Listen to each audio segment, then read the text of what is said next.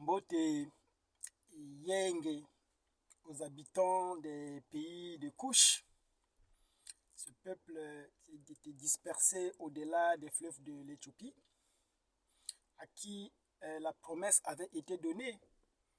Quand ce jour-là, les adorateurs apporteront des offrandes à l'Éternel. Ça va se passer au-delà des fleuves de Couche. Je suis le frère Guy, je suis toujours dans cette série de petites vidéos que nous faisons par simple plaisir, parce que nous avons compris en lisant les livres sacrés que le temps est arrivé où Dieu avait donné rendez-vous à son peuple et qu'il allait appeler son peuple, parce que les temps des nations étaient clôturés.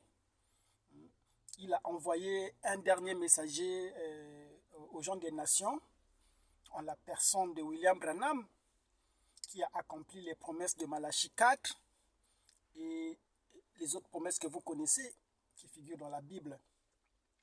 Mais il avait été dit que lorsque le temps des nations sera accompli, Dieu se souviendra de son peuple Israël, à qui il avait hissé des alliances. Il avait dit que je ne t'oublierai jamais, Israël. Il avait conclu une alliance perpétuelle avec son peuple. Voilà pourquoi en ce temps-ci, il est au rendez-vous pour honorer ses promesses envers son peuple. J'ai été béni efficacement en suivant Bro Gilles de la Suisse, alors qu'il était en train de parler sur le mystère des deux Adams. Oh, j'ai compris beaucoup de grandes choses et ces choses-là m'ont vraiment beaucoup inspiré, et c'est pourquoi je me permets ce matin de venir encore allumer ma caméra pour m'adresser à vous, partager avec vous comme nous en avons fait une coutume.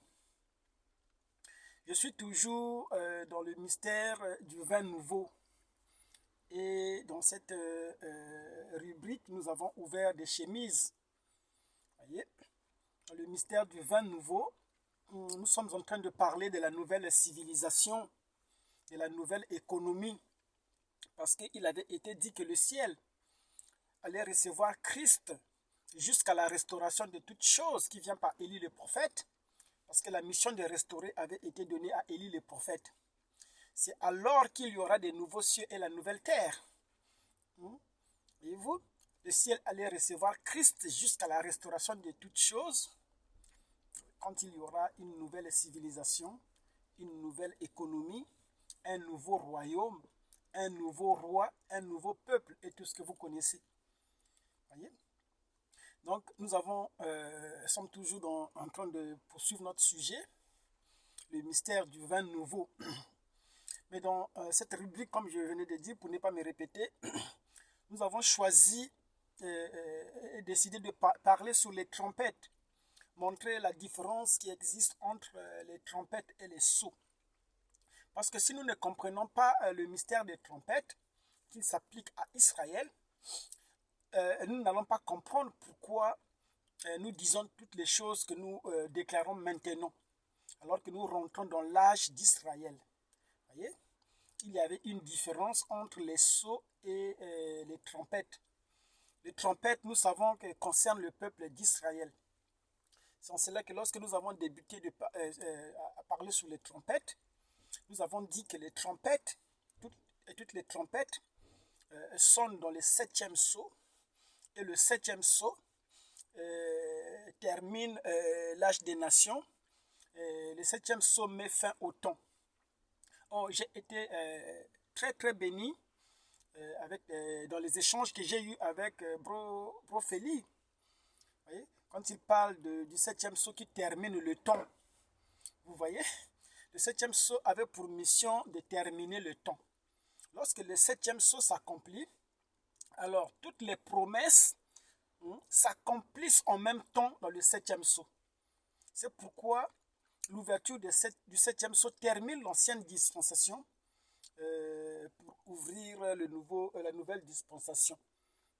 Mais lorsque nous parlons de terminer le temps, Vous savez, lorsque Ésaïe est arrivé, il a prophétisé, il dit, un enfant nous est né, un fils nous est donné.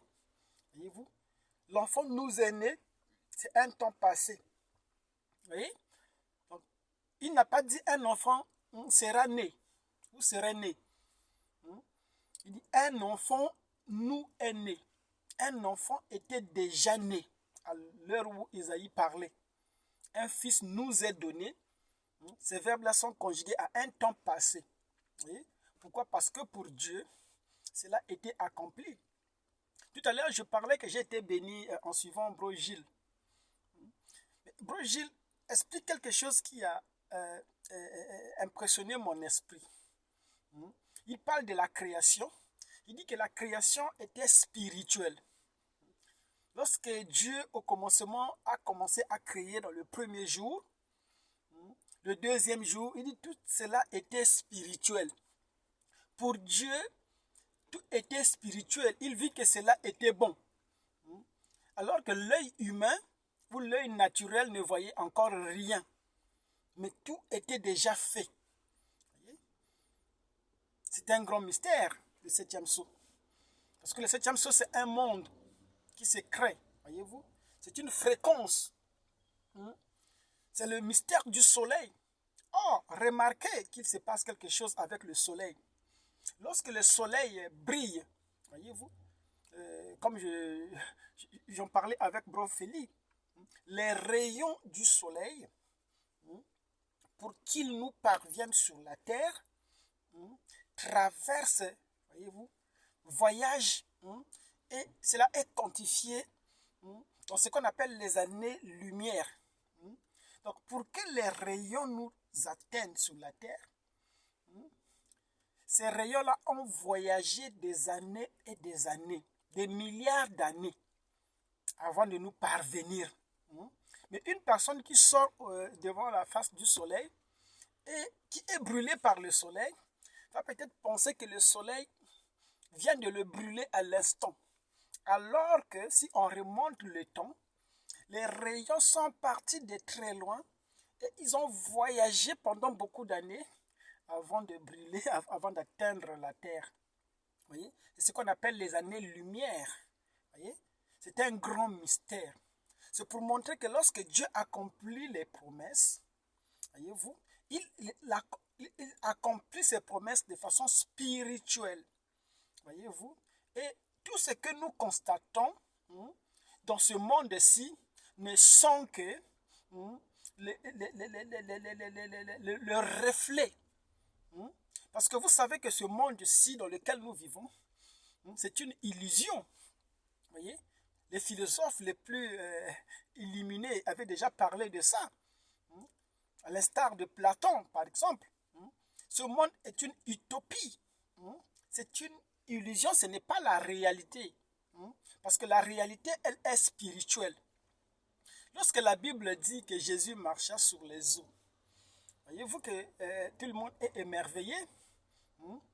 Mais les gens marchent sur les eaux, ils ne se rendent pas compte. Qu'est-ce que je veux dire par là? Je veux dire que lorsque vous allez en Antarctique, voyez-vous, vous marchez sur l'eau, mais vous ne vous rendez pas compte que vous êtes en train de marcher sur l'eau. Pourquoi? Parce que l'eau est condensée dans ce qu'on appelle la glace. L'eau a changé, est passée de l'état liquide à l'état solide, et les gens peuvent marcher sur de l'eau. Donc c'est pour dire que le naturel, ou tout ce qui est littéral, n'émane que de ce qu'on appelle l'énergie. Nous avons vu ça lorsque nous avons parlé de l'énergie. Nous avons dit que toute chose, et le matériel même, découle de l'énergie. C'est l'énergie qui produit le matériel. Nous avons regardé, nous avons analysé comment le monde fut créé dans question-réponse sur la Genèse. Wemebe disait qu'il créa le soleil, voyez-vous, et le soleil était en train de tournoyer, et il libérait ce qu'on appelle des scories qui sortaient du soleil. Et ces scories étaient amenées à des fréquences très basses. Voyez? Il isolait ces scories-là du soleil afin de les refroidir. Tellement que ces scories tombaient dans des fréquences très basses, ça commençait, l'énergie qui était le feu, commençait à prendre forme, à se solidifier, jusqu'à devenir de la glace, ce qu'on appelle la terre. La Bible dit qu'il sépara les eaux d'en bas avec les eaux qui étaient au-dessous. Au-dessus. Vous voyez, toutes ces choses, vous connaissez. Donc c'est pour montrer que la même énergie, la même promesse qui est accomplie, lorsque elle se manifeste dans des fréquences basses, vous voyez maintenant les choses en différé. Les choses vous parviennent, mais avec beaucoup de retard. C'est ça le mystère du septième sceau. Parce que le septième sceau introduit le nouveau monde, clôture le temps. Tout est terminé. Il n'y a plus de futur. Lorsque le septième sceau s'accomplit, il n'y a plus de futur. Voyez-vous? Tout devient le passé. Mais simplement, ces choses-là nous parviennent dans cette dimension dans laquelle nous sommes, voyez, en différé.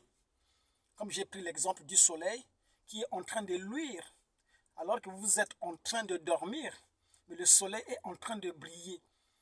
Jusqu'à ce que le soleil entrera dans votre dispensation ou dans votre dimension, c'est en ce moment-là que vous allez commencer à percevoir, voyez-vous, et à sentir les rayons du soleil.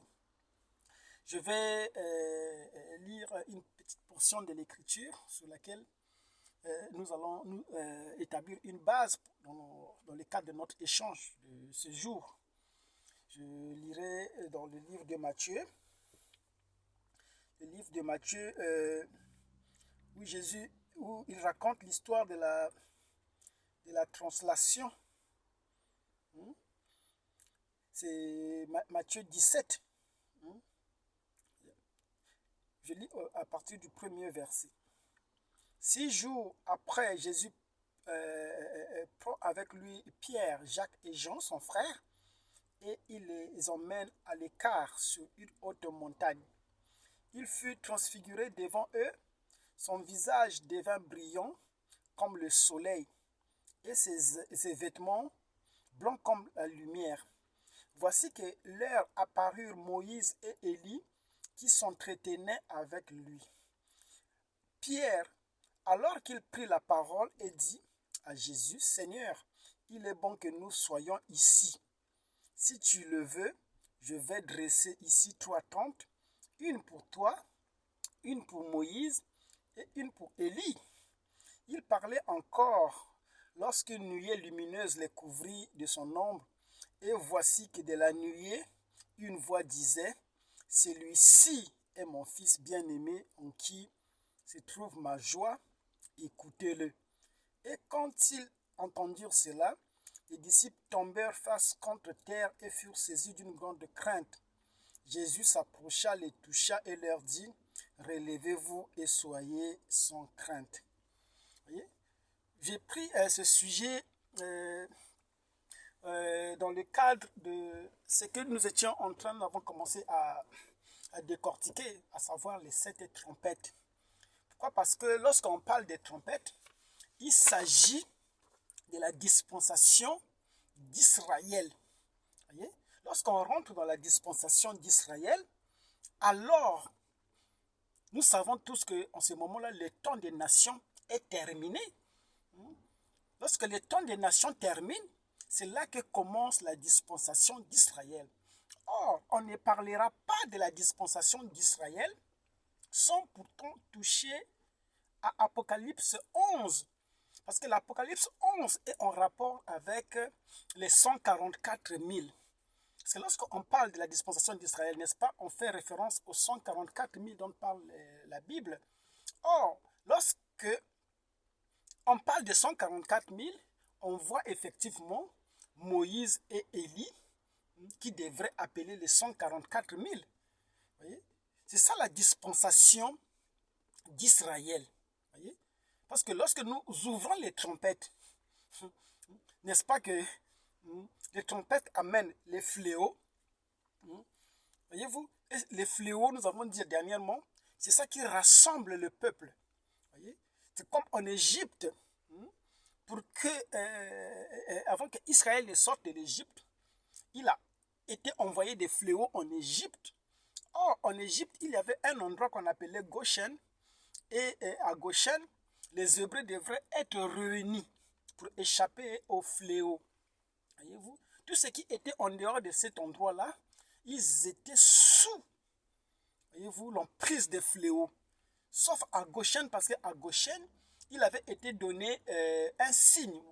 Il fallait appliquer le signe, qu'on appelle le son, qu'il fallait mettre sous les linteaux des maisons. Alors que l'ange de la mort qui passait pour frapper, voyait le son, il survolait. Voyez? C'est ainsi nous avons dit que lorsque les fléaux sont envoyés au temps de la fin, dans le mystère des trompettes, voyez-vous que cela rassemble les peuples, mais au-delà des fleuves de couche. Donc nous avons circonscrit cette région comme étant le Goshen, comme étant la zone, voyez-vous, où le rassemblement, où le peuple de l'Éternel devrait être rassemblé. Voyez-vous, parce qu'il avait promis revenir au temps de la fin pour restaurer le royaume d'Israël. Et nous avons rappelé qu'Israël était appelé comme une nation. Voyez?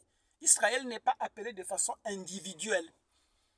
Dans la précédente vidéo, nous avons montré que lorsqu'on parle nous allons dans la dispensation d'Israël, voyez-vous, il ne s'agit pas d'un appel individuel. Le salut pour Israël concerne un peuple. Il s'agit de la renaissance d'un peuple. Parce que Dieu traite toujours avec Israël comme étant un peuple et non comme des individus. Voyez-vous? Donc au temps d'Israël, le salut ne consiste pas à beaucoup prier, à avoir la foi. Toutes ces choses-là marchaient bien dans l'âge des nations. Pourquoi? Parce que dans l'âge des nations, l'appel était individuel. Nous avons vu ça lorsque nous avons parlé du mystère du royaume des cieux, où c'était des violents qui devraient s'en emparer, où il fallait être un violent. Les violents, c'était qui? Les violents, c'était des gens qui priaient beaucoup, qui gênaient. C'est ceux-là qui héritaient le royaume des cieux, parce qu'il y avait des batailles.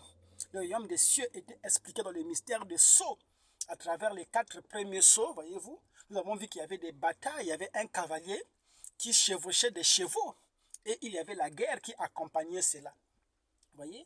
Mais lorsque nous accédons dans l'âge des nations, voyez-vous que le langage change. Voilà pourquoi la base de tout, c'est la révélation des sceaux. Si vous ne comprenez pas la révélation des sceaux, alors vous ne pouvez pas entrer dans l'âge des trompettes. Si vous ne comprenez pas c'est quoi les sceaux, ou si vous ne savez pas faire la différence entre les sceaux et les trompettes, vous ne pouvez pas comprendre le nouveau âge. Vous ne pouvez pas accéder dans l'âge d'Israël. Pourquoi? Parce que l'âge d'Israël, l'appel est différente de l'appel des nations. Je ne sais pas si jusque-là, je me fais comprendre. Il y a des choses que nous devrons comprendre. C'est ce qui s'est passé dans le mystère de William Branham. Il explique, voyez-vous, dans la vision de Juni Jackson, lorsqu'il vit le prophète partir, il a dit, restez là, attendez mon retour.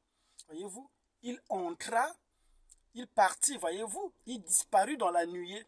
Mais lorsqu'il était revenu dans la nuée, voyez-vous, Juni Jackson dit que tu ne parlais plus comme avant. Voyez-vous, n'est-ce pas ça, c'est que Bro Félix, nous avons parlé la dernière fois. Frère Branham lui-même ne parlait plus comme avant. Alors la question est de savoir comment parlait-il avant. Si vous ne savez pas faire la différence entre la façon que lui il parlait avant et la nouvelle manière de parler après l'ouverture des sceaux, alors vous ne comprendrez pas la dispensation dans laquelle nous vivons. Vous ne saurez pas distinguer le changement des dispensations. Mais dans la vision, c'était clair. Lorsqu'il partit vers l'ouest, il a dit que attendez-moi. Voyez-vous, certaines personnes étaient parties. Mais lorsqu'il est revenu, il dit que frère Branham, vous ne parlez plus comme avant. Avant, il parlait comment? Et maintenant, comment il parle? C'est pourquoi le langage change. La dernière fois, je disais que tout prédicateur ou tout croyant censé croire le message de la fin, qui n'a pas expérimenté cette différence-là d'après et d'avant les sauts, j'ai peur de son expérience. Voyez-vous? Parce que pour Branham, lorsque les sceaux furent ouverts pour lui, il dit que cela était contraire à tout ce qu'il croyait avant. Alors, qu'est-ce que Branham croyait avant? Si vous savez ce que Branham croyait avant, alors, après l'ouverture des sceaux, voyez-vous, cela devrait être contraire. C'est pourquoi le vrai message commence à l'ouverture des sceaux. C'est ça les 3 ans là que Branham, après l'ouverture des sceaux, c'est là qu'il a délivré le vrai message qui était censé être donné. Et ce message-là était contraire à ce qu'il croyait avant. Avant, Branham croyait, lui-même il le dit, quand il prêcha sur le livre des sceaux avant la révélation, il dit que le premier sceau, c'était le cavalier au cheval blanc, il dit c'était Christ. Vous voyez? Il a répété aussi la doctrine des francs-maçons, comme nous avons dit. Le serpent, il dit que c'était un humain, c'était la doctrine de l'intercourse, comme nous avons expliqué. Mais lorsque les sceaux furent révélés, voyez-vous, Branham était dans l'empressement de repartir au Branham Tabernacle pour prêcher sur la bête du commencement. Voyez-vous, nous avons compris que la bête du commencement était en train de chevaucher aussi. C'est la même bête qui est arrivée pour tenter Jésus. Il a dit, si tu m'adores, voyez-vous, parce que cette bête du commencement, c'était le serpent ancien. Apocalypse l'appelle Satan. Le même Satan qui a rencontré Jésus après le jeûne. Il dit, si tu m'adores, je te donnerai les royaumes de ce monde. Parce que leur autorité m'avait été donnée. Et c'est moi, voyez-vous, qui dirige ces royaumes. Cela était vrai. Jésus n'a pas contredit, il n'a pas douté. Mais il a seulement dit, parce qu'il savait que ce royaume allait lui appartenir lorsqu'il reviendra, voyez-vous, dans sa seconde venue.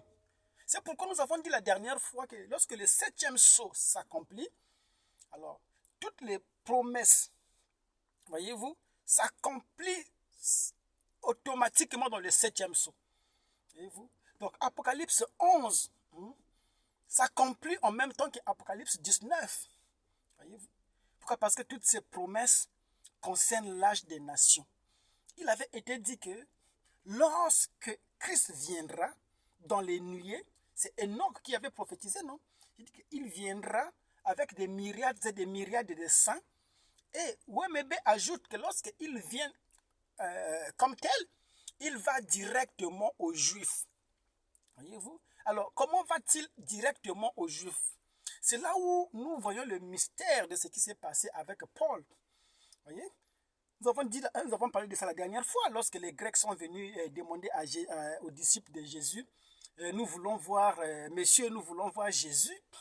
Jésus, comprenant leur désir, et sachant que c'était des Grecs, des gens, des binationaux, des gens, des nationaux, des nations, je veux dire, voyez-vous, il répondit par le mystère de la botanique. Il dit que si le grain de blé ne tombe en terre, il restera seul. Voyez-vous, il faut qu'il tombe en terre et lorsqu'il revient à la vie, n'est-ce pas qu'il il se multiplie, il revient en plusieurs. C'est pourquoi pour les nations, ils allaient voir Jésus que lorsque le grain allait tomber en terre à sa résurrection, en ce moment-là, ils pouvaient le voir parce qu'il devait se personnifier dans les êtres humains. C'est ainsi que lorsqu'il rencontra Paul sur le chemin de Damas, il a dit à Paul, Saoul, Saoul, pourquoi me persécutes-tu? Et Saul lui a dit, mais qui es-tu d'ailleurs? Il dit, je suis Étienne que tu persécutes, n'est-ce pas? Je pense que c'est pas de cette façon qu'il avait répondu. Il a dit, je suis Jésus. Mais Paul pouvait dire, mais je n'ai jamais persécuté Jésus, mais j'ai persécuté Étienne. Voyez-vous, c'est là où Paul a compris que si vous avez connu Jésus selon la chair, il dit que moi, Paul, je ne le connais plus de cette façon. Voyez-vous? Parce que lorsqu'il connut Jésus, il le connut en tant qu'Étienne, il le connut en tant que... Voilà. C'est ça, discerner le corps du Seigneur. Voyez-vous? Parce que à l'un à qui, au plus petit à qui vous donnez un verre d'eau, c'est à moi. Parce que pour les nations, c'est de cette façon-là qu'ils devraient comprendre la venue de Jésus. Voilà pourquoi Branham disait que même s'il vient ici, avec les marques de clous dans ses mains, il dit ça sera un imposteur. Je ne croirai pas à lui.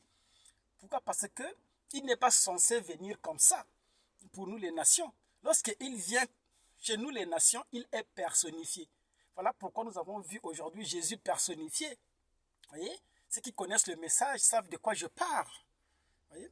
C'est de cette façon, voyez-vous, qu'il devait se présenter aux nations.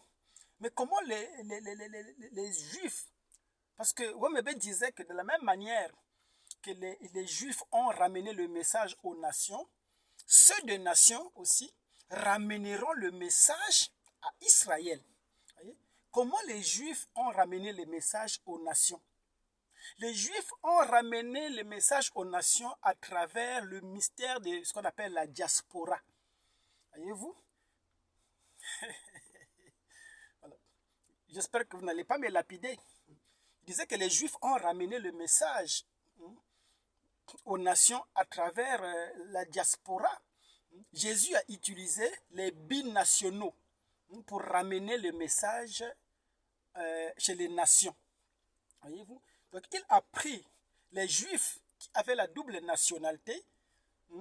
Donc il a pris Paul qui avait la double nationalité, qui était un binational. Voyez-vous? Il était de la diaspora. Pourquoi? Parce que Paul parlait le grec. Voyez-vous? Paul connaissait très bien l'Asie mineure. Voyez-vous? C'était un voyageur, Paul. Il a pris Paul, qui était un binational, qui parlait grec. Voyez-vous? Pour l'envoyer prêcher chez les Grecs. Voyez-vous? Pourquoi? Parce que un Grec ne pourra que croire à un autre Grec. C'est pourquoi lorsque on envoyait les missionnaires, il fallait connaître la langue du pays là où on vous envoie. Parce que lorsque vous vous adressez à un peuple en leur langue, ils font plus attention, ils vous prennent plus au sérieux. C'est ce qui s'est fait avec Paul lorsqu'il allait ramener le message du côté des nations. Voyez-vous? Quand on arrive au temps de la fin, on a vu Wemebe qui se présente. Il dit que je crois que j'ai quelque chose à faire pour ramener Israël au Seigneur. Voyez-vous? Mais après, comme nous l'avons dit, l'ancien langage, la première manière, dans sa première manière de parler, il parlait d'Israël, voyez-vous, le peuple des Khazars, voyez-vous, le pays qui a été créé par l'ONU en 1948. Pour lui, c'était ça Israël. C'était ça sa vision d'Israël. C'est pourquoi il pensait aller en Israël, tenir des réveils là-bas, prêcher la parole pour convertir Israël au Seigneur, conformément à sa mission, parce qu'il croyait qu'il avait été appelé pour ramener Israël au Seigneur. Nous avons parlé de tout ça déjà. Lorsqu'il s'est rendu en Égypte, cherchant un vol qui partait à Tel Aviv, voyez-vous, Dieu lui a dit de ne pas y aller. Voyez? Et il a changé de direction. Mais seulement plus tard, voyez, lorsque il va en Afrique, il a compris le mystère du Léo. C'est là où il dit, quoi qu'il en arrive dans mon ministère, l'Afrique est d'abord. Lorsque les choses sont révélées, voyez-vous, quoi qu'il arrive dans mon ministère, l'Afrique d'abord.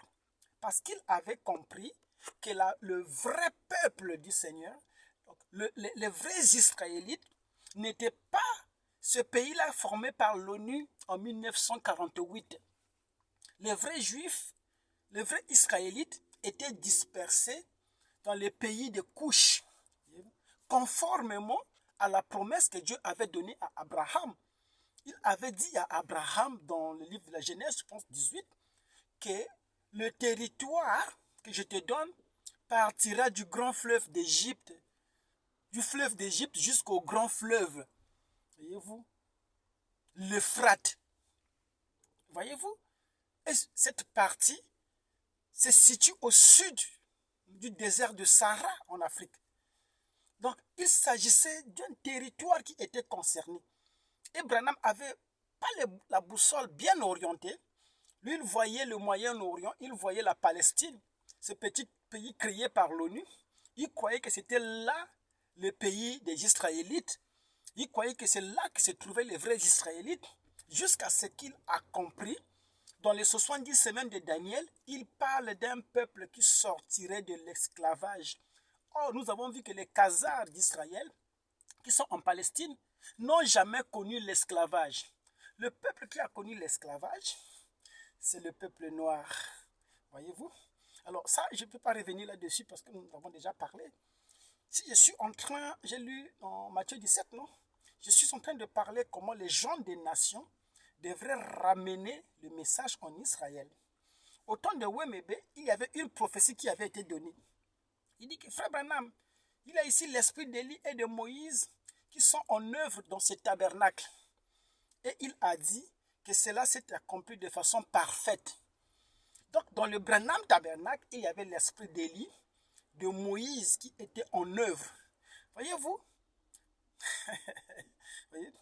Or, lorsqu'on parle de l'esprit d'Élie, de Moïse, voyez-vous, c'est l'ordre de la transfiguration. Or, Matthieu 17, c'est l'ordre de la seconde venue. C'est comme ça que Wemebe a interprété cela. Il dit, lorsqu'on parle de Matthieu 17, il dit cela, c'est l'ordre de la seconde venue. Il dit que Élie qui symbolisait les vivants et Moïse qui était symbolisé par les morts ressuscités. Voyez-vous? Il dit que cela est en œuvre dans ce tabernacle. C'est ce ministère-là d'Élie et Moïse qui allait partir en Afrique, qui concernait les Israélites. Voyez-vous? Donc dans Apocalypse 19, lorsqu'il est révélé, voyez-vous que les deux témoins sont saisis. Voyez? Maintenant, aujourd'hui, le problème, comme m'avait posé une question, il dit, mais vous parlez d'Israël, mais vous n'identifiez pas Élie et Moïse. Où sont les deux témoins, Élie et Moïse? Parce que lorsque Israël est appelé, il est appelé par ces deux oliviers. Voyez-vous, où sont les deux oliviers? Voilà pourquoi nous repartons dans Matthieu 17. Voyez? Lorsque Pierre a vu les deux oliviers, Élie et Moïse à côté de Jésus, voyez-vous, il s'est empressé, il voulait construire ces dénominations là-dessus. Voyez-vous, il a voulu se faire une compréhension, voyez, de trois personnes, Élie, Moïse et Jésus, jusqu'à ce qu'une nuée a couvert, voyez-vous. Il dit, ceux-ci sont mes fils bien-aimés, n'est-ce pas ce que la voix avait dit? Nous savons tous que ce n'est pas de cette façon que la voix a parlé. La voix a dit, c'est lui-ci. Mais où étaient Élie et Moïse alors en ce moment-là? Ils étaient fondus, voyez-vous, en Jésus. C'est pourquoi, lorsque les sceaux sont révélés, qui est Christ? Il dit Christ, c'est les sceaux qui ont été révélés. Et nous savons que les sceaux révèlent ce qu'on appelle l'épouse. Voyez-vous? Et l'épouse, voyez-vous, c'est elle qui accomplit les œuvres au temps de la fin. Voyez-vous? Les affaires du Père sont accomplies par l'épouse. Voyez-vous? Et quand Abraham, il dit que de la même manière que les Juifs ont amené le message aux gens des nations, il dit que ceux des nations aussi ramèneront le message à Israël. Or, les Juifs qui ont ramené le message aux nations, nous avons dit que c'était les Juifs de la diaspora. C'était les binationaux. Voyez-vous? Ce sont eux-là qui avaient un pied chez les gentils et un autre pied chez les Israélites, comme Paul. Ce sont eux-là qui ont servi de pont. Or, nous savons qu'au temps de la fin, l'épouse viendra de toutes les nations. Parce que dans Christ, il n'y a ni esclave, ni homme libre, il n'y a ni juif, ni samaritain, ni grec. Voyez-vous, l'épouse est appelée de façon individuelle de toutes les nations. Donc dans l'épouse, vous avez aussi les Israélites qui ont été appelés individuellement pour faire partie de l'épouse. Voyez-vous, ces gens-là, ils ont un pied chez les nations, un autre pied en Israël. Ce sont eux-là qui ramènent le message à Israël. Parce que rappelez-vous que Israël ne croit que à ses propres rabbins. Voyez-vous, il faut même dire que Israël ne croit qu'à ses propres prophètes. Mais comment ça, Israël ne croit qu'à ses propres prophètes? Toi, William Branham, tu n'es pas israélite. Tu veux aller prêcher Israël. Tu veux ramener Israël au Seigneur. Est-ce que Israël va-t-il te croire? Voyez-vous? C'est ça le mystère qui se passe au temps de la fin. Voyez-vous? Parce que rappelez-vous que Branham disait que ma mission de l'autre côté, c'est veiller à la marche de l'épouse. Voyez-vous? Donc, Branham aujourd'hui, le messager et son message, qui sont un, aujourd'hui, devraient aller à la conquête d'Israël. Comme Jésus devrait aller à la conquête des nations à l'époque. Mais cela s'est fait à travers les pôles. Aujourd'hui, cela ça se fait aussi à travers les binationaux. Quand je parle des binationaux, je parle de l'épouse d'Israël qui ramène le message auprès de leurs frères. C'est Jésus rencontrant ses frères. Voyez-vous? Parce que Israël ne pouvait pas croire un blanc, voyez-vous, venir leur prêcher. Israël ne croit qu'il y a ses propres rabbins. Or, les rabbins concernés, ce sont ceux-là qui ont compris la révélation des sceaux. Rappelez-vous que nous sommes en train de parler. Oh, j'ai dépassé largement mon temps. J'ai oublié de regarder l'heure. Vous allez m'excuser. Mais je crois que nous sommes en train de rentrer dans cette dispensation où déjà, pour commencer, nous sommes en train de déplacer, montrer le territoire concerné par la prophétie. Parce que les Blancs nous avaient menti pour dire que le pays de la promesse, c'était ça la Palestine, le pays qui était créé en 1948. Voyez-vous, ils ont créé un pays en Palestine et ils ont voulu que toute la vie de la Bible se passe dans ce pays-là. Ils nous ont dit que l'histoire de la Bible, c'était ce pays-là. Ils nous ont menti. Parce que Dieu les appelle dans l'Apocalypse le peuple menteur. Voyez-vous, nous avons découvert, en sondant les Écritures, que le pays qui était concerné par la promesse, c'était le pays où coule le lait et le miel. C'était le pays où les gens peuvent avoir des offrandes à ramener à l'Éternel. C'était le pays des minéraux, le pays des lacs. Voyez-vous, les pays entrecoupés par des fleuves. Et vous savez que c'est le pays des Cam. Voyez-vous, c'est déjà détourner l'attention des gens afin qu'ils ne considèrent pas que le pays en question, c'est la Palestine. Non, ce pays-là, c'est l'Afrique. Oh, j'ai terminé mon temps. Mais nous allons revenir dans ce mystère-là pour essayer d'éclaircir cette jonction. L'entrée dans l'âge des nations. En tout cas, un grand honneur à tous les maîtres, à tous ceux qui dispensent de leur temps pour parler de ces choses. Parce que je crois que ce sont ces choses-là qui réveillent les 144 000. De la même manière que les 7 tonnerres devraient réveiller l'épouse, voyez-vous, ces choses réveillent les 144 000. Pourquoi? Parce que la dispensation a changé. Merci beaucoup, bro Michael en Suisse là-bas. Bro Gilles, je te suis beaucoup, merci beaucoup. À tous ceux qui sont dans ce grand mystère. Parce que nous avons parlé la dernière fois que chez les nations, voyez-vous, l'onction, l'appel des nations, ça ne concerne pas d'aller prêcher l'évangile. Nous avons dit que Dieu avait appelé les gens des nations. Quand il vous appelait, c'était pour aller prêcher. Mais lorsqu'il s'agit d'Israël, l'appel ne concerne pas forcément la prédication. Nous avons montré que David était oint par un prophète confirmé qu'on appelait Samuel. Mais l'onction qui était en lui, c'était pour devenir roi. Daniel aussi était oint, il était appelé. Voyez-vous, il était choisi. Mais il était choisi, c'est pour être ministre. Voyez? Pourquoi? Parce que lorsqu'on parle d'Israël, c'est la renaissance d'un peuple. Et lorsque un peuple, Dieu se tourne vers Israël, Voyez-vous, comment Dieu travaille-t-il? Parce que Dieu n'agit pas dans le vent. Voyez? L'homme a toujours été l'agent de Dieu. Dieu, pour apporter le changement, il apporte le changement à travers un peuple. C'est pourquoi nous qui comprenons ces choses-là, nous qui sommes censés être son corps, sa voix, nous qui sommes censés accomplir ses œuvres, c'est nous qui sommes dans cette position-là pour amener la renaissance. Voilà pourquoi je disais que l'onction d'aujourd'hui, ce n'est pas pour aller prêcher. L'onction d'aujourd'hui, c'est d'occuper des fonctions, de contribuer à la reconstruction du temple. Voyez-vous, nous avons un rôle, voyez-vous, et spécialement j'adresse à la diaspora, aux gens qui comprennent le langage, qui comprennent de quoi je parle. Nous avons un rôle à faire, parce que ces choses-là ne s'accomplissent pas en dehors de nous, parce que la nature soupirait, attendait l'avènement des fils de Dieu, voyez-vous, qui devraient révéler les choses qui étaient cachées en eux. Or, les choses qui sont cachées en nous, c'est cette nouvelle dispensation, cette nouvelle civilisation.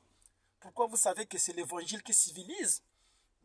Le réveil des Luther, n'est-ce pas, celui qui a amené la révolution industrielle en Orient, en Occident? Toute la civilisation occidentale que nous envions a été initiée par le réveil des Luther. Voyez-vous? Pourquoi? Parce que c'est la parole qui apporte la civilisation. Un peuple qui vit en dehors de la parole n'est pas civilisé. Voyez-vous? Aujourd'hui, on parle de la nouvelle civilisation parce que le ciel allait recevoir Christ jusqu'à la restauration lorsqu'il y aura une nouvelle civilisation. Alors, qu'est-ce qui amène la nouvelle civilisation? Parce que nous avons dit que nous ne prenons pas du vin nouveau, mettre les vieilles outres. Cela va éclater, il faut faire éclater les outres. La nouvelle civilisation est introduite par les sceaux. Et rappelez-vous que les sceaux étaient contraires à tout ce qu'ils croyaient avant. Lorsque Branham revint de son exode, voyez-vous, il parlait plus comme avant. Quel Branham avez-vous connu? L'ancien ou bien le nouveau? Honneur, honneur, honneur, c'était Brogui.